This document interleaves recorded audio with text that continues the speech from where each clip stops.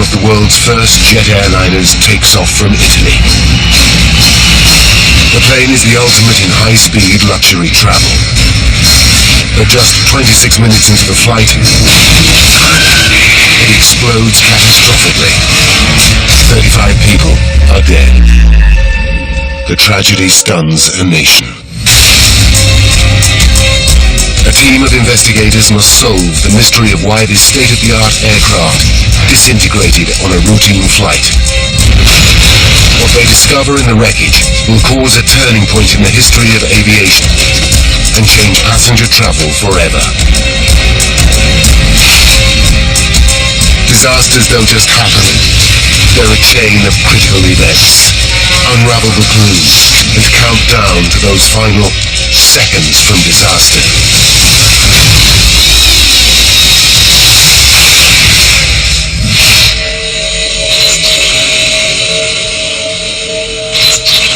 Europe, 1954. Throughout the continent there is a growing sense of optimism.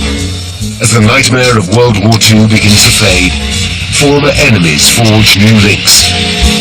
There's a spirit of enterprise. Civil aviation is booming, boosted by technological advances made during the conflict. In just 2 years, the number of airline passengers has nearly doubled. 9:30 a.m., Sunday, January 10th, Rome Airport. Here, a dozen planes come and go every hour. On the tarmac stands Flight 781 en route from Singapore to London. The plane is a British-built de Havilland Comet. It's the marvel of its day and the perfect symbol of the new technological age. The Comet is the world's first passenger jet, and it's halving journey times around the world. The pride of Britain sends a message of superiority to every aircraft manufacturer in the world. A dream comes true. At Hatfield Airport, the Comet, the world's first all-jet airliner. Begun 3 years ago, the airliner that makes every other passenger plane out of date will go into operation within 18 months. The revolutionary design is based on de Havilland's hard-won military expertise. The plane is powered by 4 Ghost jet engines and carries 42 passengers and crew at up to 800 kilometers per hour, almost twice as fast as its nearest competitor. To help it achieve this staggering speed efficiently, it flies at a height of up to 12,000 meters, where the air is thinner. Until now, such performance was the preserve of military jet fighters. 20 months after the launch, there are 17 of these aircraft in service. 9 are owned by the British Overseas Airways Corporation, or BOAC, and among them is Flight 781. 9:40 a.m. BOAC engineer Jerry Bull inspects the Comet's undercarriage. He checks for fuel leaks, tire damage, and marks on the airframe. We're looking for this incidental damage. There was none as far as I can recall at that stage. So my own thought at the time was walking, oh, we got a clean airplane today. At 10 a.m., Bull completes his final checks. The flight crew join him. The captain is Alan Gibson. At 31, he's one of BOAC's youngest pilots. Captain Gibson was a man of very good ability, not a person who would panic about anything. He was, confident. In Rome Airport Terminal, members of the new jet set enjoy breakfast. Also on the flight is renowned BBC reporter Chester Wilmot. He's returning home after covering a tour of Australia by the recently crowned British Queen. Chester is a devoted family man with 3 children. He's especially close to his 10-year-old daughter Jane, who was born deaf. She is devoted to him, unaware that he's one of Britain's best-loved broadcasters. I just adored him. And I knew that he was busy, I knew he was on television, I knew he wrote books. But I don't think I even twigged how famous he was. He was just my dad. 10:05 a.m. and the last pieces of luggage are stored in the hold of Flight 781. The plane will be flying today with 29 passengers and 6 crew members on board. One of the passengers is 23-year-old Bernard Butler. Bernard is an electrical engineer who's been working in Bahrain to save money for his forthcoming wedding. His fiancée is Pat Knight. They've been engaged for 2 years and plan to marry in a fortnight. I've made the bridesmaids' dresses. All the invitations had gone out. And we'd already received wedding presents. Everything was planned. Bernard is returning home with a surprise. He's picked out a dress for Pat to wear at their wedding.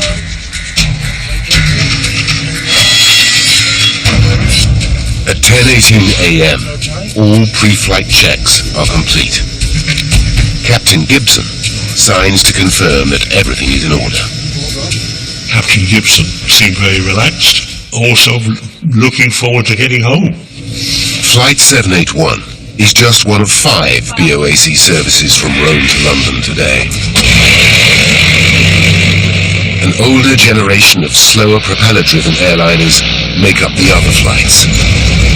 At 10:19 a.m., a BOAC Argonaut, also bound for London, thunders down the runway. Captain Johnson is at the controls.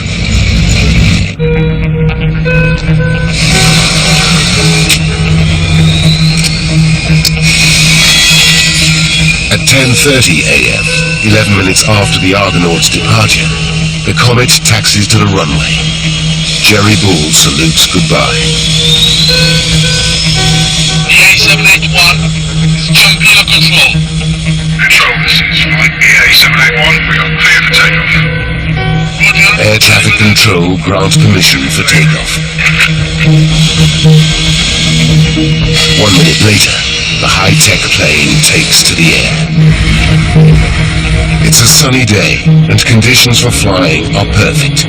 The journey to London will be exactly 2 hours and 37 minutes. The gleaming jet will arrive at London Airport a staggering 2 hours before the propeller-driven Argonaut. At 10:38 a.m., Flight 781 climbs to an altitude of 11,000 meters, twice as high as any other passenger aircraft. To achieve this, while allowing passengers to breathe comfortably, the engineer operates a pressurization system from the cockpit. As the Comet rises, the air pressure inside the cabin is maintained at the equivalent altitude of 2,500 meters, a level easily tolerated by the human body. But for some passengers, adapting to this new sensation is difficult. Soon, though, they acclimatize and settle back into their seats for the flight. What they cannot know is that they will never make it to London.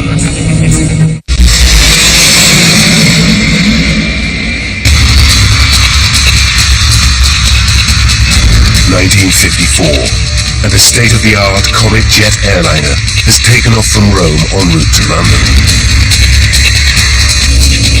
On board are 29 passengers and 6 crew. As Flight 781 climbs, Captain Gibson receives a message from Captain Johnson in the slower Argonaut that took off a few minutes earlier. You're judging receiving. Each pilot uses the plane's call sign. Pow Jake for the Argonaut, Yoke Peter for the Comet. Issue calls, can you pass on height or cloud layer, please? Well, we're currently at 20,000 feet. I'll let you know when we pass through. Roger, out. At 10:42 a.m., Captain Gibson contacts air traffic control. Your VMAX is detected beacon flying at 23,000 feet. The plane will fly northwest over the Italian coastline, high above the Mediterranean Sea.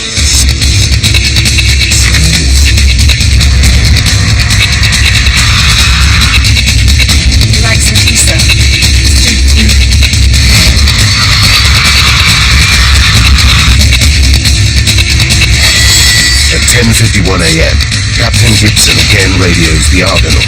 Georgia Peter from Georgia King. Georgia King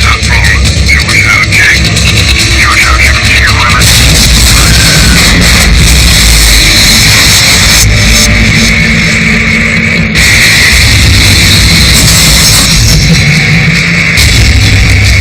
The message ends mid-sentence. Young Peter, come in, please.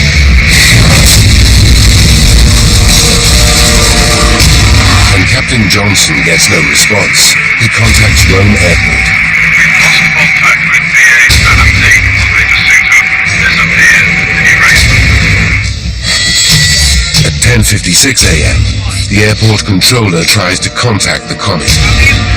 Without success. They fear something is terribly wrong. 200 kilometers northwest, on the island of Elba, a group of Italian fishermen are repairing their nets. Among them is 33-year-old Luigi Papi. As they work, something extraordinary happens.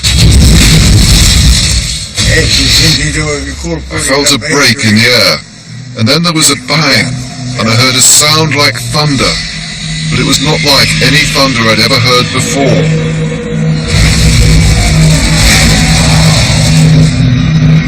They watch in amazement as flaming wreckage falls from the sky.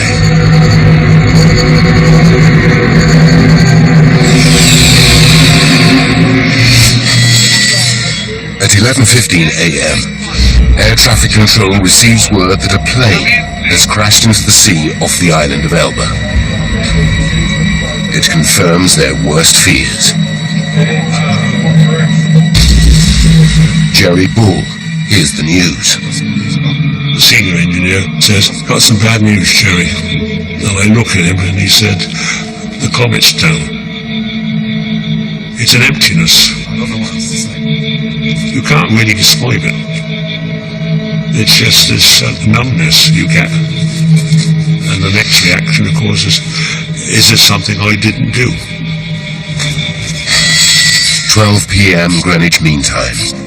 Chester Wilmot's family arrive at Heathrow Airport in West London to welcome the BBC reporter home. The day was darkening. We arrived at the airport about 10 minutes before the flight. Pat Knight arrives with a friend after a 4-hour journey from Nottingham. She's looking forward to seeing Bernard again. 1,200 kilometers away, a small flotilla of fishing boats heads off the coast of Elba towards the crash site. At first, we saw nothing. Then we saw a flock of seagulls which were pecking at something. So we headed straight for the seagulls.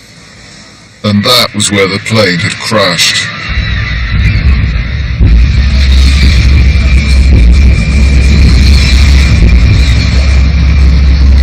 It's a harrowing scene. Bodies and debris float in the water. Among the carnage is a white wedding dress.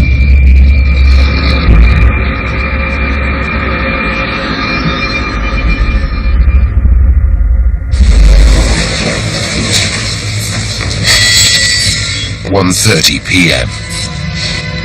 Flight 781 is now over an hour late.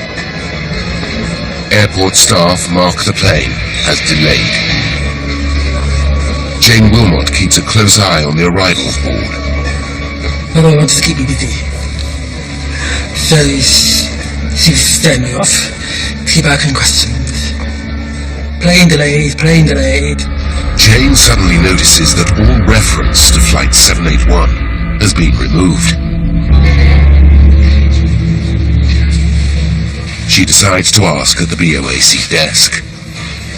And I ask questions of why is it not there on the board? Why is it gone? I can't give you that information at the moment, do you?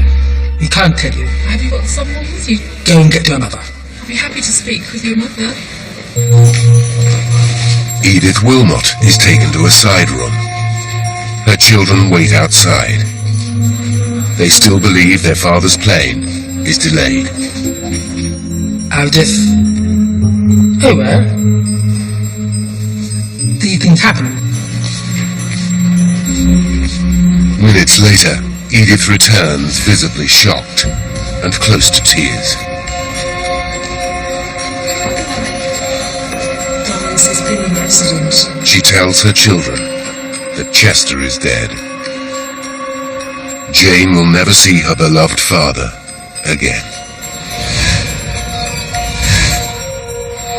I just couldn't believe it was happening. But I was very upset because I knew he was coming home for my birthday. And I kept on saying to myself, it wasn't his fault. He wasn't the pilot.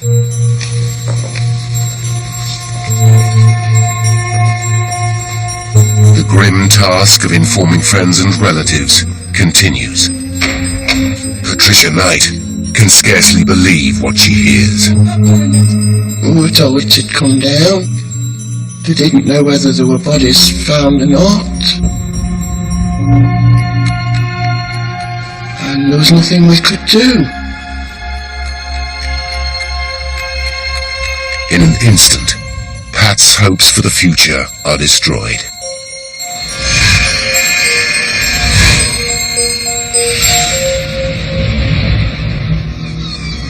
In Italy, the fishermen begin the gruesome task of recovering bodies. It was a big shock. Every time we went near a corpse, we would shout, "Come over here, come over here," because they seemed still alive. Their eyes were open. But when we got near, you could see they were dead. In total, 35 passengers and crew die on board Comet Flight 781. 15 bodies are recovered. There are no survivors.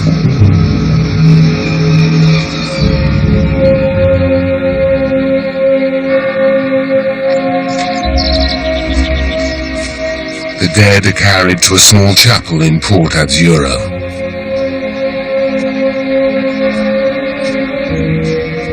Local people say prayers. Children bring flowers.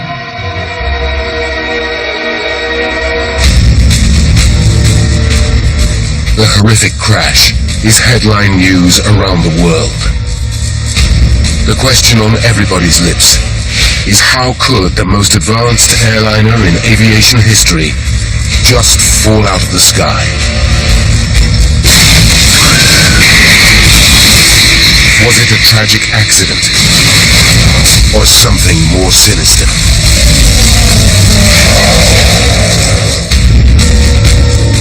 In 1954, the mysterious crash of the Comet dominates the thoughts of the British nation. Within hours of the crash, a team of experts working for BOAC begin a technical examination of the Comet fleet. They must discover if there's a flaw in the design or a manufacturing fault. Britain's position as the world leader in passenger jet travel depends upon it. The inquiry that follows will turn into one of the most complex and important in aviation history. Now, by going deep into the investigation, we can reveal the critical chain of events that caused the downing of Flight 781. Paul Whitty is an aviation metallurgist. For 6 years he studied the Comet investigation and is an expert on this turning point in aviation safety. Whitty knows that with no established protocol for air crash investigation, it was an epic task. The difficulties they faced as an investigation team was to develop a whole new series of techniques for looking into a major air crash. And they had to really invent tests, invent methods of doing things as they went along. But Whitty needs to be sure that this landmark case actually did get to the truth. Now, for the first time in half a century, he will re-examine the vital evidence. If he discovers their findings are wrong, it will rewrite the history of air crash investigation. From the beginning, the inquiry team are faced with an enormous challenge. In 1954, the investigation team had no black boxes. They had no flight data recorders. They had no way of understanding what was going on in the plane at the time of the accident. Their best clue, the aircraft itself, lies at the bottom of the Mediterranean Sea.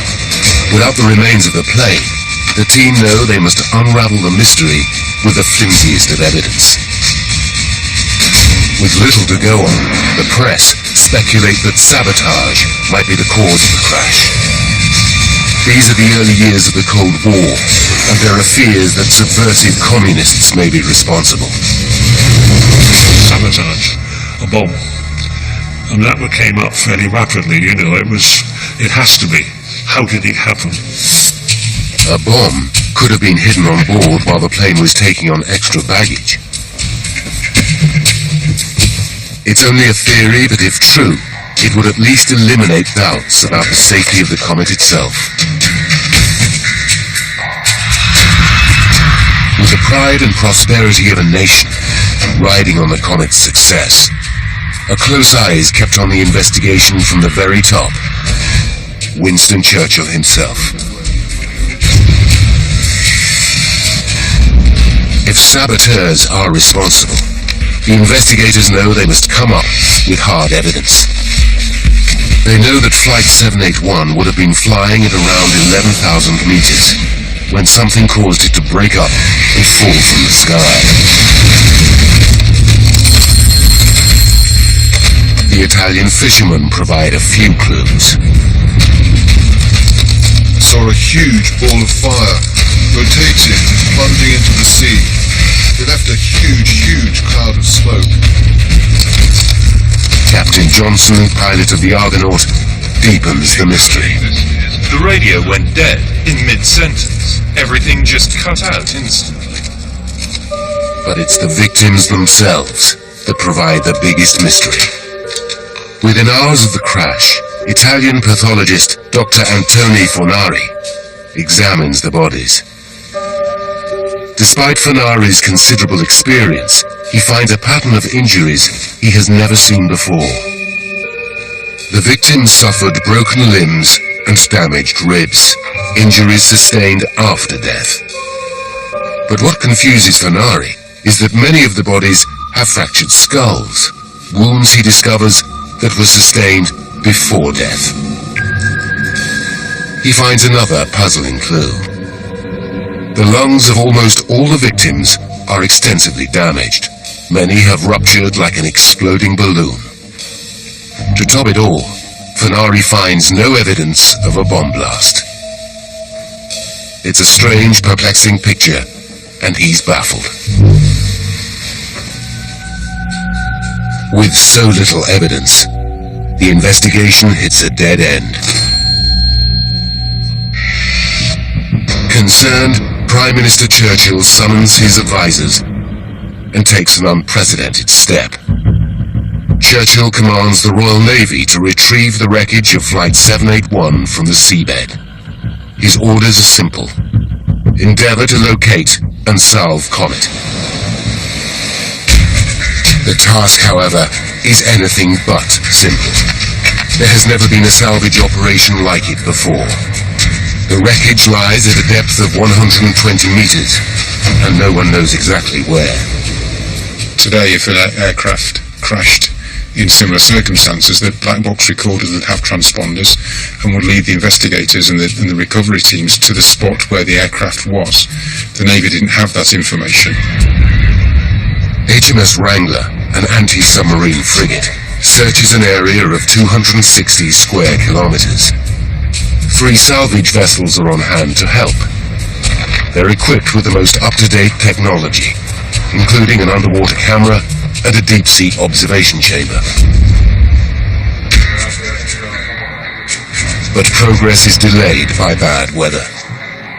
Then, on February 12th, 33 days after the crash, Navy experts identify the first piece of the Comet wreckage on the underwater camera.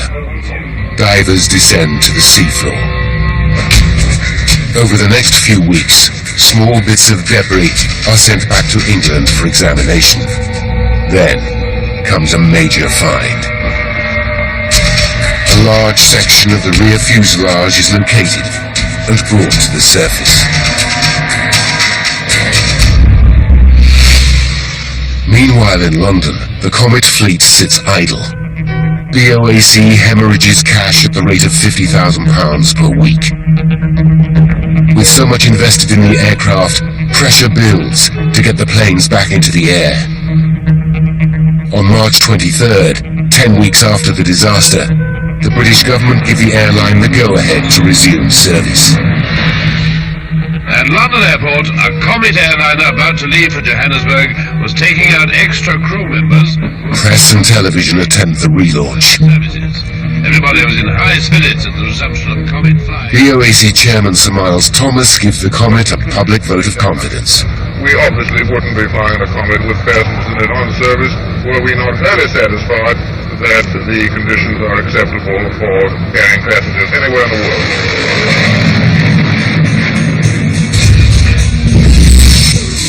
Wreckage from Flight 781 arrives in England piece by piece. Investigators identify and mark every fragment. In a hangar, carpenters build a wooden frame of the Comet aircraft. As the wreckage accumulates, they wire each piece onto this skeleton. Now, with the entire Comet fleet back in service, it's more important than ever to find the cause of the crash. The lives of hundreds of passengers depend on it.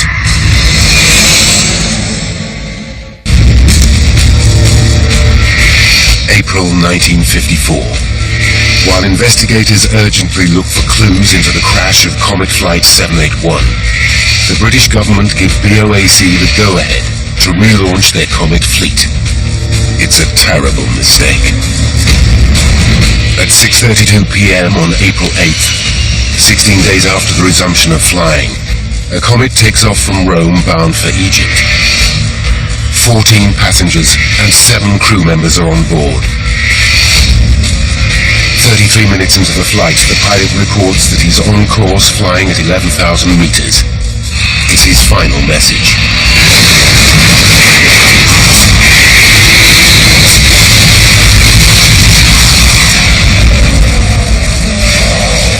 A further 21 people are dead. The news sends shockwaves around the world. Barely a fortnight after reassuring the public the Comet is safe to fly, BOAC's chairman publicly admits that he was wrong. Obviously, we cannot continue to carry the public in Comets until this disaster is fully explained. Similarities between the two accidents are uncanny. Both planes were refueled and checked at Rome by the same engineers, including Jerry Bull. You just can't accept that an aeroplane like this again, it's gone down the same way and you've lost these people again. Both aircraft were flying at an altitude of around 10,000 meters. Both crashed into the sea shortly afterwards. It seems there must be a flaw in the aircraft itself. Churchill acts decisively. He appoints the Royal Aircraft Establishment, Britain's leading aeronautical research centre, to investigate. Heading the inquiry will be Sir Arnold Hall. Hall has an impressive reputation. He's a Cambridge scholar and one of the outstanding scientists of his generation. But even for a man as qualified as Hall, it's going to be a tall order. The second plane to crash rests under 1,000 meters of water and is impossible to retrieve. The hope is that if they can establish the cause of Flight 781's crash, it will explain why the second aircraft went down.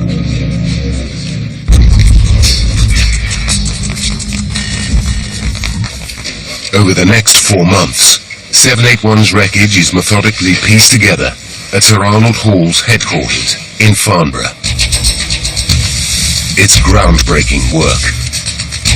Never before on that scale has an aircraft been reassembled by anyone, and the investigation team had to learn how to do it and develop the techniques and tools to reassemble a very badly damaged aircraft.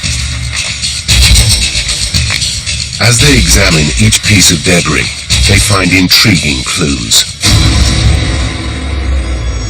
bits of carpet, pills from the first aid cabinet, a corner of a mirror from the toilet, and scraps of passengers' luggage are all found wedged into the rear end of the fuselage, under the root of the tail fin.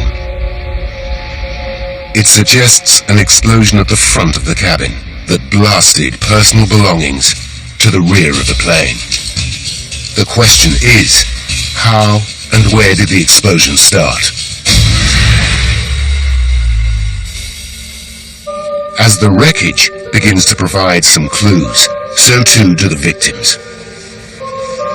4 of the bodies retrieved from the second crash are flown to Britain for post-mortem.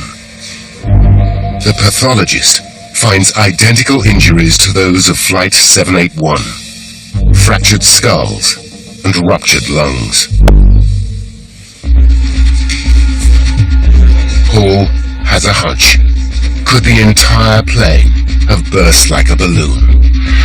After all, the pressurized cabin designed to keep passengers comfortable would mean that the aluminium skin of the Comet is highly stressed. Any structural failure, and it might simply explode of its own accord. Such a violent decompression, as it's called, has never happened on a passenger plane before, but Hall and his team believe this could explain the terrible injuries. To test the theory, they stage a pioneering experiment. The team build a Perspex model of the fuselage, 1/10 the actual size.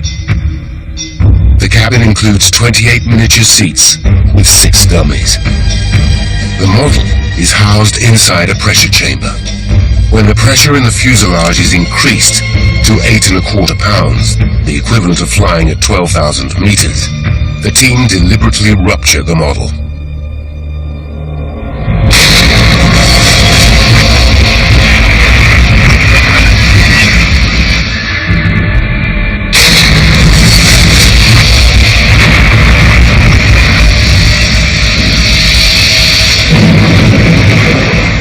High-speed camera captures the results.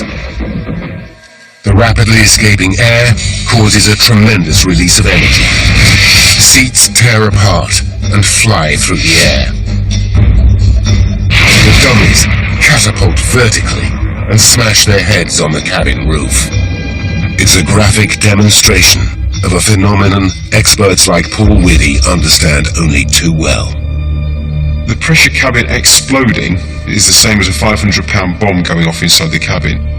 The experiment appears to explain how the victims of both flights sustained such horrifying head injuries. Not only that, the sudden change in pressure would cause the air inside the victims to expand rapidly, rupturing their lungs instantly. If explosive decompression can explain what happened to both planes, the team must discover exactly what caused the weakness in the structure of the fuselage. But a failure in the aluminium skin seems implausible.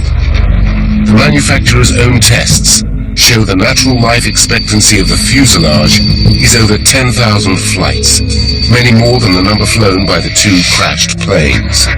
Nevertheless, Sir Arnold is not a man to leave any stone unturned. He decides to put the entire airframe to the test. Before testing begins, the team look closely at the Comet design. They discover that to withstand the stress caused by repeated pressurizations, the skin of the aircraft must be immensely strong, but it must also be extremely light.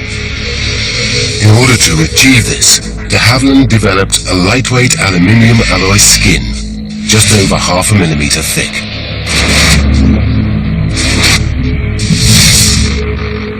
The Comet skin thickness was as thin as the designers dared go to withstand the cabin pressurization, and it was fixed by how little they thought they could get away with.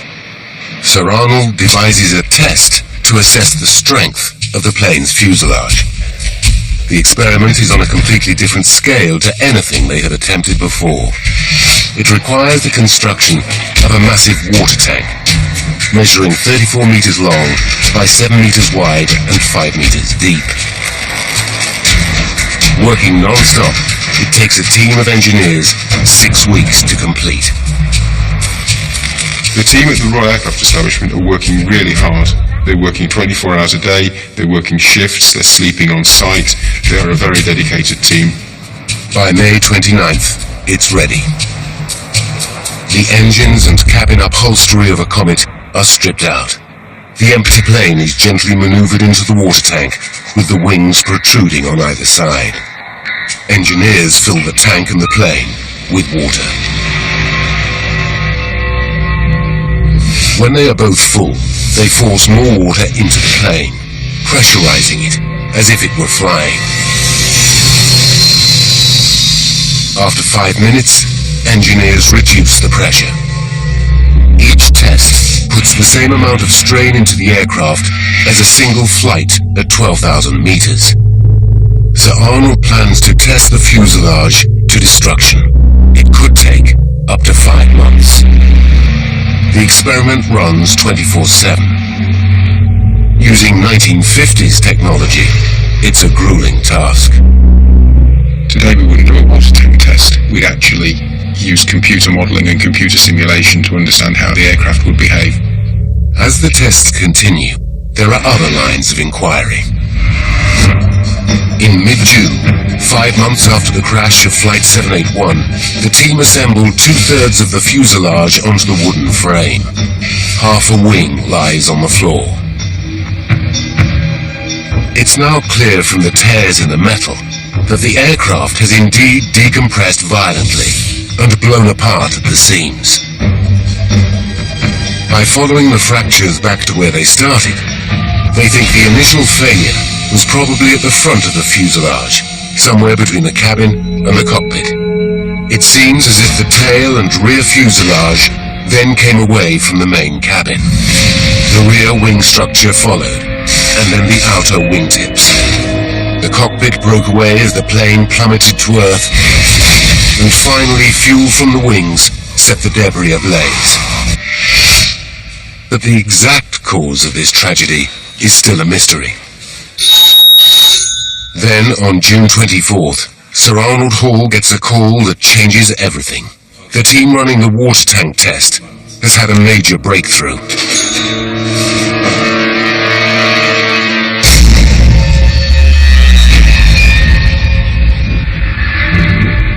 Less than a month after testing began, after the equivalent of just 3,000 flights, the Comet fuselage ruptures.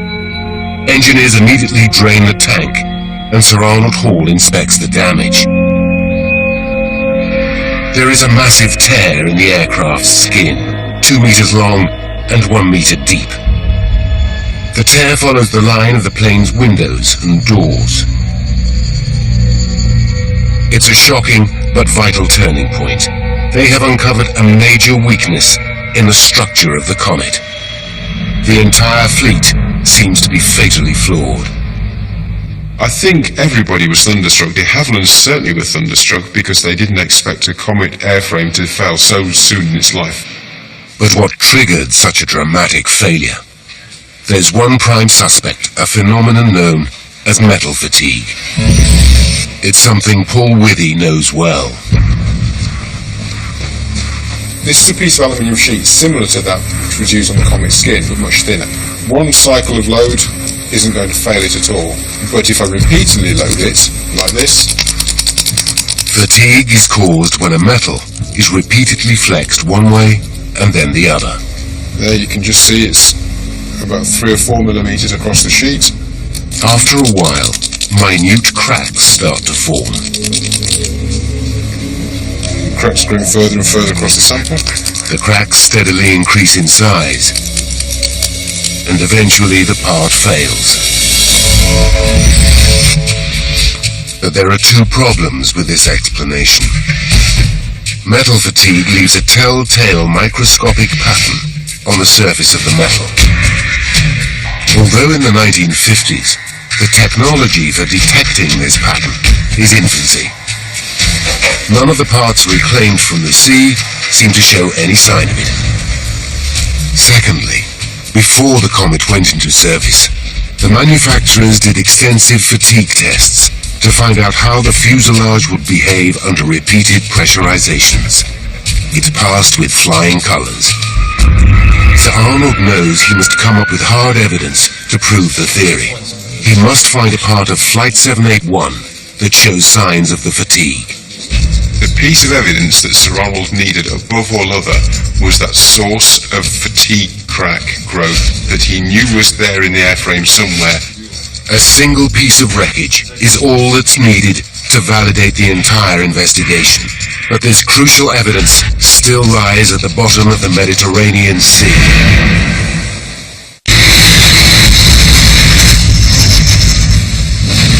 It's 1954, and investigator Sir Arnold Hall believes that the cause of the two Comet crashes is a rupture in the plane's lightweight skin.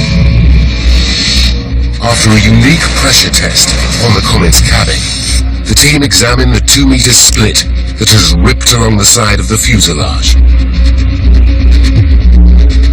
They make some frightening discoveries. By tracing the tear back, they find it starts at the forward escape hatch. This is not surprising. Stress to the aircraft should be evenly spread throughout the fuselage. But when a door or window is cut into the plane, it weakens the structure, and the stress concentrates around the weakened areas. To investigate further, they rig another aircraft with strain gauges designed to measure stress in the airframe. The results are shocking. During flight, the stress to the skin around the plane's windows and doors reaches 70% of its total strength, 4 times greater than the rest of the aircraft's skin. This is dangerously high, and twice what the designers intended. Then the team discover an even more worrying detail. The supports around the windows are riveted, not glued as designed. The problem is, the rivets are punched into the metal, not drilled. This technique creates tiny manufacturing defects, which with repeated flying can turn into fatigue cracks. The presence of manufacturing cracks in a highly stressed area meant that you were highly likely to suffer from fatigue failure. Sir Arnold and his team know they're getting close, but they have not yet conclusively solved the mystery. They found no trace of metal fatigue on any of the wreckage from Flight 781. Then on August 12th, 7 months after Flight 781 crashed, an Italian trawler snags a large piece of wreckage. It turns out to be a section of the roof from 781's fuselage. The piece includes 2 small windows built for sending and receiving radio signals. Sir Arnold Hall and his team inspect the wreckage at Farnborough and immediately find what they're looking for. A rivet hole in the corner of one of the windows shows a tiny crack. When they put the piece together with the rest of the wreckage, they find that all the cracks run back to this point.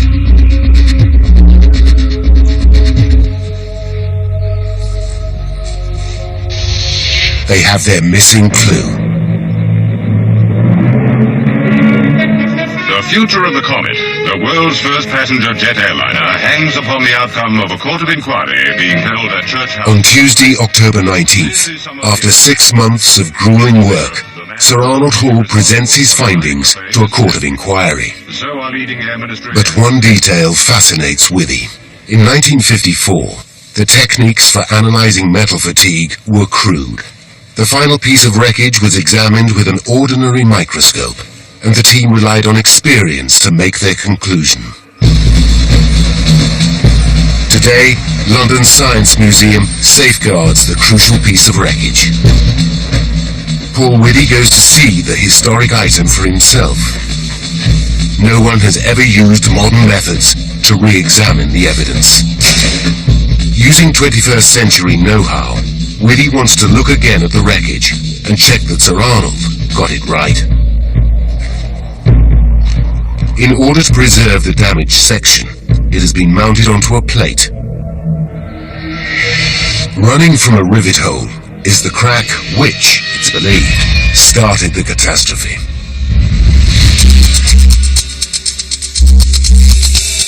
To examine the damage in more detail, Whitty makes an impression of the crucial area using a silicon-based putty.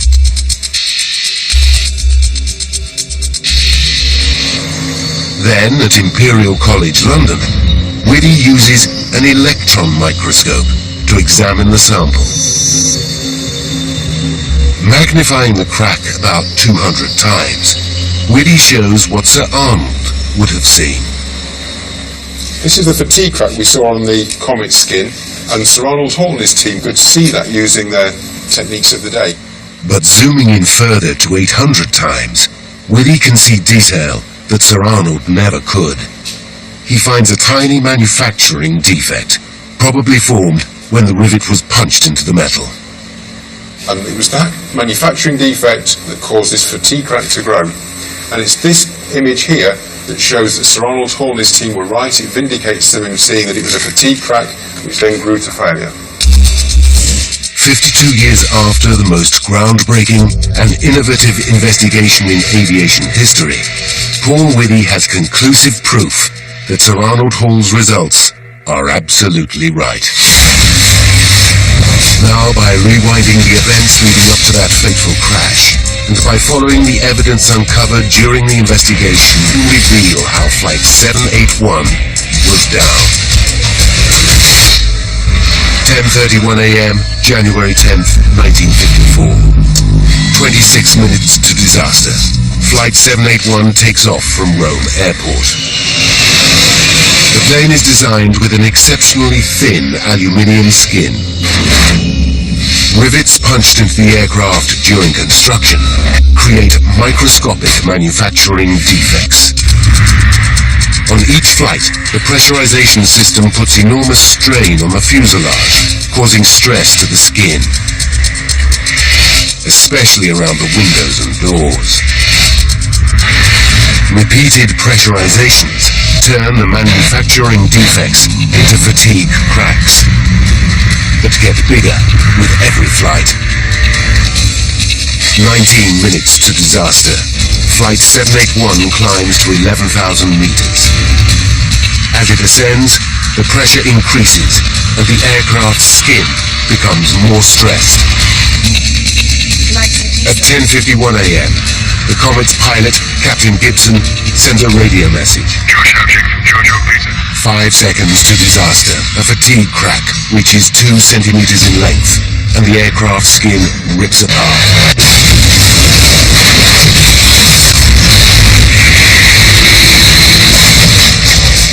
At 10:57 a.m., the shattered pieces of Flight 781 fall from the sky. 35 people are dead.